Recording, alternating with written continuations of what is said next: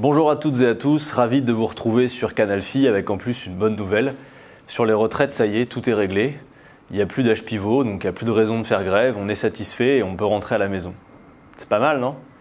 En fait, absolument pas. C'est juste une bonne blague. C'est la fameuse affaire de l'âge pivot, le compromis fumeux qui était attendu et sur lequel maintenant il faut déployer beaucoup d'efforts pour faire comprendre aux Français dans quelle mesure ils sont en train de se faire avoir par ce gouvernement. Alors, je vais essayer de faire du mieux possible pour que tout le monde comprenne qu'en réalité, il n'y a absolument aucun recul de la part du gouvernement, absolument aucun compromis, même provisoire, sur la question de l'âge pivot dans le système par points, et que tout ça est une belle manœuvre qui vise effectivement à une seule chose, faire battre en retraite les grévistes et puis passer de toute façon et dans le calendrier que le gouvernement a décidé, la réforme inacceptable des retraites par points. Alors pour bien comprendre ce dont il s'agit, il faut se rappeler que le mouvement social de contestation de cette réforme des retraites par points a démarré avant que la question de l'âge pivot ne prenne autant de place dans les débats et surtout, j'ai envie de le dire, dans les médias. Rappelez-vous, ça s'est passé avant la période de trêve des confiseurs, trêve pendant laquelle il n'y a d'ailleurs pas eu de trêve en tant que telle de la grève. Édouard Philippe avait, au Conseil de l'économie, fait une grande conférence de presse pendant laquelle il a détaillé les contours de ce que serait la réforme des retraites. Et à cette occasion, il a procédé en fait à l'annonce de 2 réformes alors qu'on l'attendait sur une seule réforme. Souvenez-vous que pour la réforme des retraites par points, pendant très longtemps, on avait entendu le gouvernement dire qu'il aimerait que ça démarre pour la génération née en 1963. Rappelez-vous, on a beaucoup parlé pendant tout un temps de cette question de l'année 1963 pour le démarrage de la réforme des retraites par points, pour que ce soit la première génération concernée. On en a énormément parlé.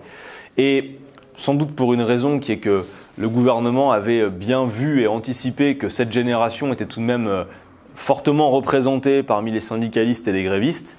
En réalité, s'il y a eu une tentative de recul de la part du gouvernement, c'est bien là-dessus. C'est sur le fait de dire finalement, ça ne s'appliquera pas la retraite par points à la génération née en 1963, mais, et c'était l'annonce essentielle d'Édouard Philippe à ce moment-là, ça s'appliquera pour la génération à partir de l'année de naissance 1975.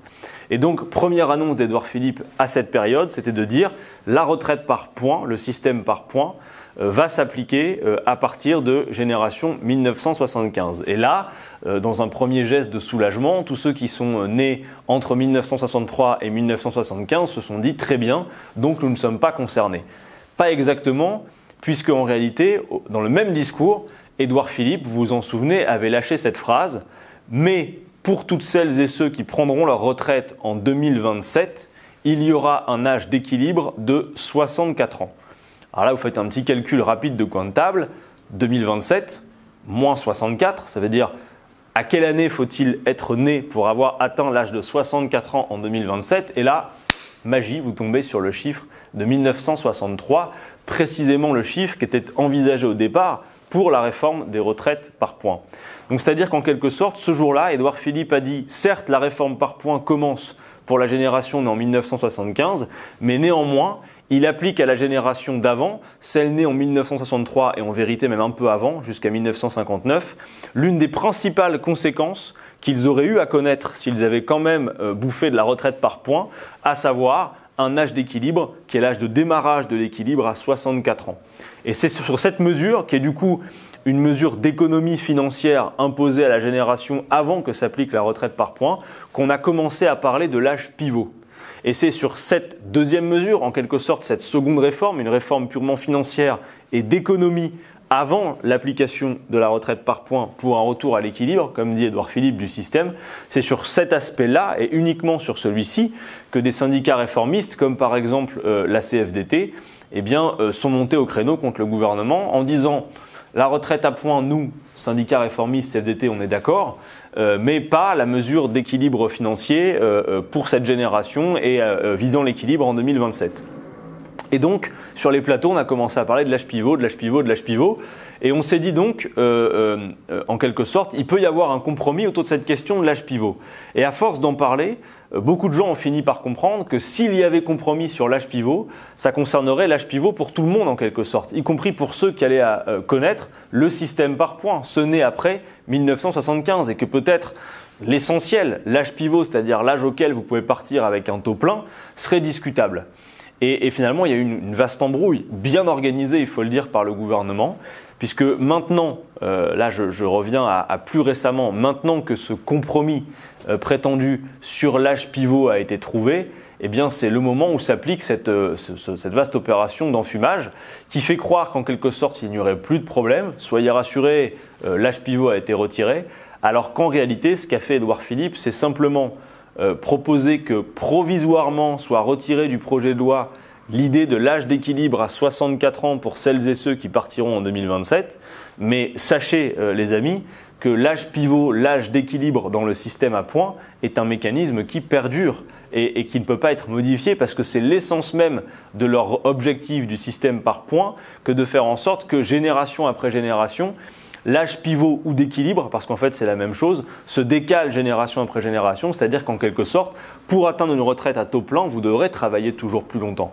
Donc qu'on soit clair aujourd'hui, après le dépôt au Conseil d'État du projet de loi par le gouvernement en pleine négociation avec les syndicats et après la lettre de cadrage que leur a écrite à l'issue des négociations Édouard Philippe, il n'y a strictement aucun bougé du gouvernement, aucun recul sur la notion d'un âge d'équilibre ou d'âge pivot, c'est comme vous voulez parce qu'en fait c'est la même chose dans le projet de loi, c'est-à-dire le fait qu'effectivement la seule solution qu'admette Édouard Philippe pour financer nos retraites, c'est que la variable d'ajustement, ça va être uniquement la vie des gens par l'âge auquel ils pourront partir en retraite avec une pension à taux plein. Et ça ne change absolument pas. Donc surtout, ne succombez pas à l'affreuse propagande qui se déroule partout, parce que les médias reprennent à fond la propagande gouvernementale sur le fait que l'âge pivot disparaît provisoirement, ce qui n'est pas vrai.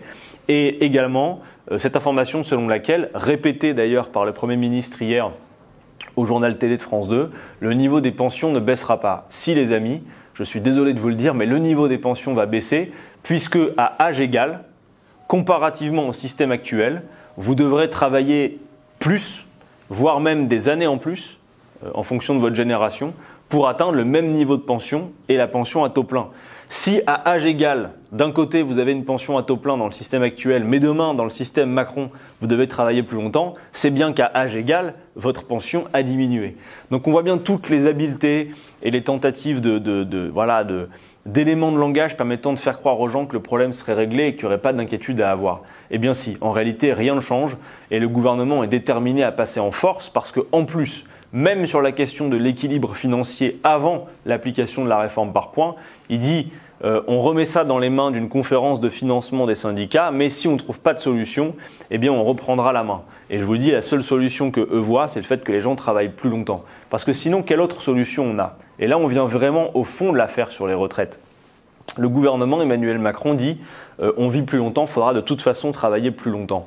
Mais je veux dire, il n'y a aucune évidence à cela. Vous connaissez l'argument qu'on a 1000 fois répété, selon lequel c'est notamment, pas que, mais notamment, parce qu'évidemment, il y a eu aussi le progrès de la médecine et tout le reste, mais c'est notamment à mesure que la durée du temps de travail dans la vie a diminué que l'espérance de vie a augmenté. Et puis l'espérance de vie aujourd'hui en France, elle stagne. Et l'espérance de vie en bonne santé, elle est de seulement 63 ans. Donc démarrer avec un âge d'équilibre à 64, qui va se décaler génération après génération. S'il fallait vous en convaincre, reprenez ce document imbitable qui est le rapport Delevoye. Le rapport Delevoye, le regretté Jean-Paul Delevoye, c'est un rapport où on voit effectivement que pour chaque génération, en fonction de votre année de naissance, il y a un âge d'équilibre évalué du système et qui se décale. J'espère que personne n'avait compris, s'agissant de l'âge d'équilibre, comme on a beaucoup parlé de 64 ans, qu'il allait être ad vitam aeternam à 64 ans. Pas du tout. C'est 64 ans au début, mais après, plus on avance, plus ça va se reculer. La génération à laquelle j'appartiens, par exemple, 1990, j'ai regardé, ça m'intéresse tout de même, c'est 66 ans et demi. Voilà, donc c'est de travailler toujours plus et toujours au-delà de l'espérance de vie en bonne santé, et c'est leur seul objectif. Il faut vous rappeler que la trajectoire de Macron dans l'affaire, c'est 1. Je ne consacre pas une part de richesse supplémentaire aux retraites. Il a réaffirmé que les 14% du PIB qu'on consacre actuellement aux retraites, ça serait un plafond, alors que les besoins vont être supérieurs dans les années à venir parce que tout le monde comprend que la part des seniors, elle va continuer à augmenter. Et 2, la variable d'ajustement de cette règle d'or budgétaire, c'est l'âge auquel vous partirez avec une pension à taux plein.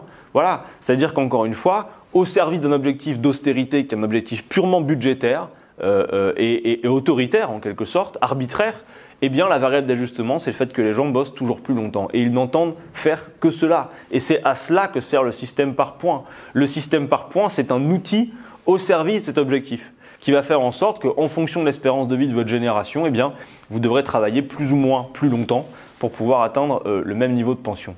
Donc vraiment, rien n'a bougé du tout. Sinon qu'effectivement, un coup de billard à plusieurs bandes, très habile, rudement mené, qui a vocation à faire en sorte que les gens se disent « Ah bah ça y est, le problème est réglé » et que les médias puissent le dire à leur tour. Mais non, rien n'est réglé les amis. Ce qui reste important, c'est effectivement, et à l'ordre du jour, c'est le retrait de ce système par points. Parce que si eux ne trouvent pas d'autres inspirations pour solutionner la question du financement des retraites que de travailler plus longtemps, bah nous on a beaucoup d'idées. Hein. Et d'ailleurs vous pouvez continuer, parce que vous êtes beaucoup à commander le contre-projet des retraites de la France Insoumise. C'est un contre-projet où nous on prend le problème par l'autre bout.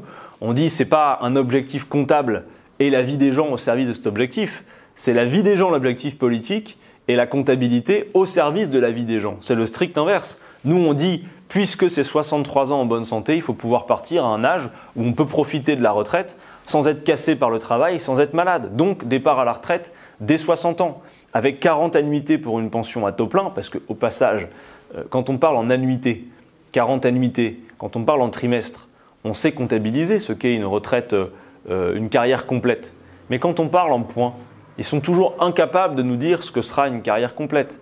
Quand vous entendez un ministre à qui on pose la question « Mais monsieur, si aujourd'hui on compte avec des trimestres d'annuité, on sait ce qu'est une carrière complète, mais dans votre système à points demain, que sera une carrière complète ?» Alors là, franchement, c'est le festival. Hein. La réponse, elle est toujours extrêmement ambiguë. On ne comprend absolument rien. Eux-mêmes, d'ailleurs, n'ont pas l'air de franchement comprendre ce qu'ils racontent.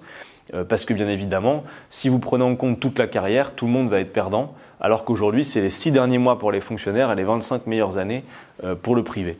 Donc, bien préciser effectivement que des idées pour financer les retraites, il y en a. D'abord, on nous dit que d'ici à 2025, il y aura un problème de déficit de l'ordre de 8 à 17 milliards. C'est ce que dit le Conseil d'orientation des retraites. Bon, 8 à 17 milliards de déficit, d'abord, il faut regarder d'où vient ce déficit. Et souvent, c'est une construction politique. Songez que les exonérations sociales multiples qu'a faites Emmanuel Macron récemment, non compensées par le budget de l'État, c'est en quelque sorte un trou creusé volontairement par le gouvernement dans les caisses. Donc ils sont assez malins. Ils creusent un trou, ils attendent un peu que ça passe, puis ils reviennent, ils disent, vous avez vu, c'est terrible, il y a un trou. Un trou qu'ils ont eux-mêmes creusé, mais ça, ils ne le disent jamais. Et donc, ils disent, comme il y a un trou, il faut faire des économies. Et voilà, la réforme des retraites qui va permettre le retour à l'équilibre financier. Mais on peut quand même relativiser, parce que 8 à 17 milliards de déficit sur un budget global des retraites qui est de 300 milliards, on a de quoi voir venir. Et puis surtout, dire une chose, c'est que de l'argent, il y en a beaucoup. Il y en a beaucoup. Il y a 127 milliards de réserves dans les différents fonds de réserve des différents régimes. Alors normalement, c'est justement des réserves qui sont censées être là pour éponger des difficultés, notamment d'ordre démographique, pour équilibrer le système de retraite. Il y a la caisse d'amortissement de la dette sociale qui va, à partir de 2024, dégager 24 milliards d'euros par an, donc il y a de quoi voir venir. Et puis les amis, pas plus tard que la fin de la semaine dernière, on a appris une nouvelle fois qu'en 2019, les dividendes versés aux actionnaires du CAC 40 ont atteint des records. Rappelez-vous que la France est championne du monde des dividendes versés aux actionnaires, 60 milliards en 2019. Or, la production de richesse, elle se fait comment? Par le travail humain. Donc, la question des retraites, c'est aussi évidemment la question du partage des richesses. Et donc là où eux ne voient que le fait de faire trimer les gens quasiment jusqu'à la maladie et jusqu'à la mort pour financer le système de retraite, eh bien nous on dit non, il y a de l'argent, il s'agit de le partager. Et en le partageant parce qu'il est produit par le travail humain, on peut effectivement permettre de partir à un âge décent avec un bon niveau de pension en retraite. Voilà pourquoi, pour terminer les amis, ce que je veux vous dire, c'est qu'il faut absolument maintenant venir au renfort de la mobilisation. Point d'appui important, c'est que malgré plus d'un mois de grève, y compris pendant la période des fêtes à laquelle les Français sont attachés avec tout ce que ça peut supposer de difficile pour les grévistes et pour les non-grévistes, le mouvement de grève et de mobilisation, il est toujours soutenu et même il obtient un regain de soutien ces derniers jours. Plus 5 points de soutien à la mobilisation. Je dis à tous les Français qui comprennent qu'effectivement il faut soutenir ce mouvement, qu'ils ont raison, qu'ils vont eux aussi être concernés et que quand on voit certains de nos collègues d'autres secteurs avoir fait plus d'un mois de grève avec toutes les conséquences matérielles et financières que ça suppose, c'est le moment par tous les moyens d'être solidaire. Et la meilleure manière de l'être, c'est effectivement de passer à la grève soi-même. Raison pour laquelle je me réjouis de voir qu'il y a de plus en plus de secteurs qui n'étaient pas rentrés dans la grève qui y entrent. Et qu'effectivement, il y a un passage de relais qui se fait pour soulager celles et ceux qui ont été déjà nombreux à faire grève pendant un mois. Et puis surtout, il faut renforcer la pression sur le gouvernement pour lui faire comprendre que les Français ne veulent pas de ce système par points parce qu'ils ont bien compris l'intention réelle du gouvernement qui n'est pas de faire un régime plus juste, plus universel, blabla. Tout ça, c'est l'emballage habituel de la Macronie pour faire passer des mesures antisociales. Rappelez-vous, quand ils ont cassé le code du travail, c'était pour libérer les énergies, fluidifier le dialogue social. En réalité, à chaque fois, c'est toujours plus dur pour une majorité de personnes. Eh bien, cette réforme des retraites par points, il faut obtenir son retrait. Il faut donc rester mobilisé.